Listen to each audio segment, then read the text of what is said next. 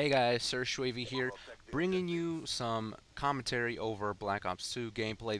This is a video consisting of two gameplay videos, or two gameplay matches rather. Yeah, matches, I believe.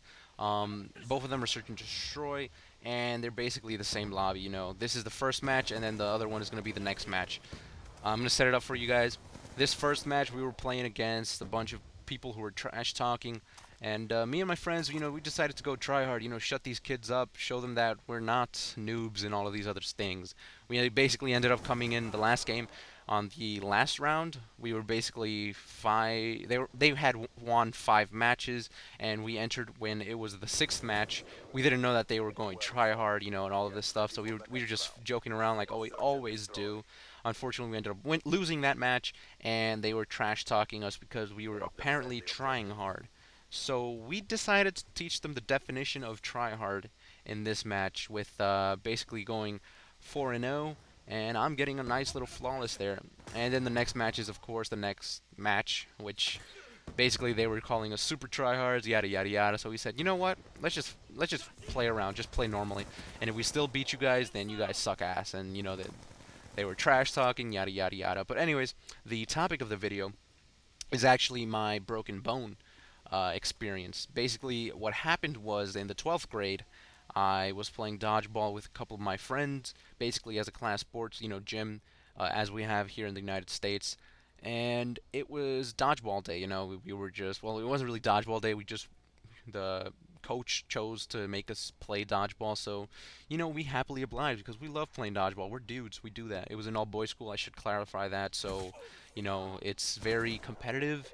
There's a lot of testosterone in the air, and there's always that feeling of like competitiveness amongst everyone, even though we were pretty much like a family, because since we grew up with no girls at all, there were no quarrels about who was dating who. There's no quarrels about who gets to date that, who is, smack talking, any of that. It's basically bull in our school. That's the way kind of that we in my school we grew up. So in that way, it's kind of good because we always grew up as a family, strong units sticking together, all of that happy other stuff. And basically, back to the broken bone experience. What had happened was when we were playing dodgeball, there was a ball that was, someone threw a ball. It was heading to me, and me having taekwondo experience from 5, 6 years before this had occurred. Actually, no, it was probably like 4, 5 years. 5 years, yeah, it was like 4 to 5 years before my broken bone occurred. Basically, I thought, I'll be able to dodge it by jumping sideways, well, sideways and back. So I jumped sideways and back to avoid the incoming dodgeball. And what ended up happening was basically my momentum was a lot because I'm a heavy dude and I jumped quickly. So, momentum is mass times velocity. So I had a lot of momentum basically.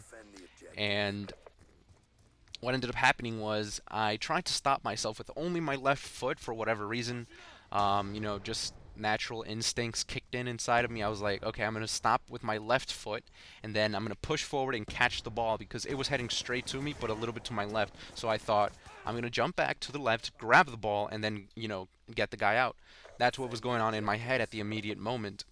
And what ended up happening was, as I jumped backwards, I put my foot down to stop me and my momentum from continually going in that backwards left motion. And since I'm a heavy dude, the momentum was way too much for the friction of my foot to stop. So what ended up happening, let me just paint this vividly for you guys.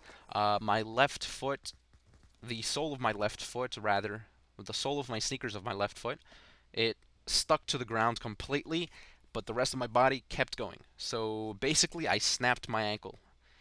And I snapped my ankle, and then I regained my balance. I tried to step on it, and as soon as I stepped on it again, I felt the immediate pain, and I just dropped down, clutched my knee, and I started crying. Yeah, not manly at all, I know. But this is basically what happened. I'm just going to tell you guys the complete truth, nothing but the truth, and only the truth. Actually, it was the complete truth, only the truth, and nothing but the truth, something like that. But basically, what happened was my mother had to be called in. She was working. My dad was also working. My mother was more closer though, so she came over, and she took me home, and she asked if I would be okay by myself. I said, yeah, of course, because senior in high school, home alone, video games right in front of you. What could go wrong, Basically, I spent the next couple of hours just playing games. My mom and my dad both came home around the same time, around 5, 6 o'clock. And my mom went over to my ankle and she said, "Are you all right?" And I said, "Yeah, yeah, I don't feel anything at all." I wasn't moving my ankle at all.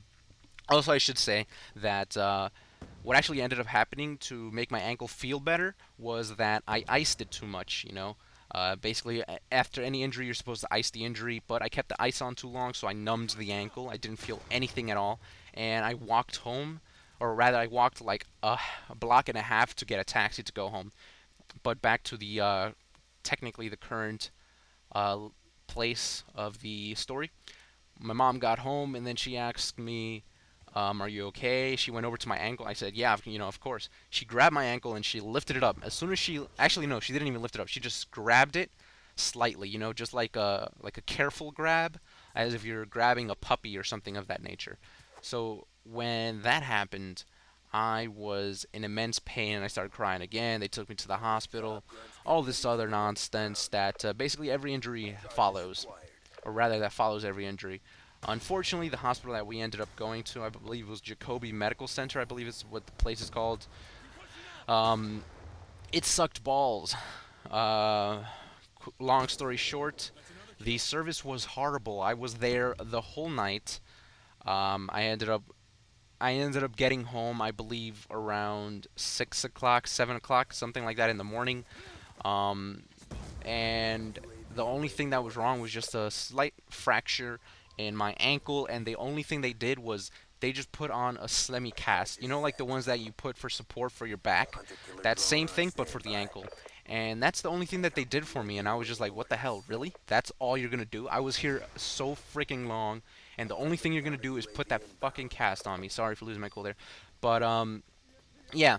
Long story short, broken bones suck. See you guys in the next video. As always, thanks for watching. Take care, and goodbye, sirs.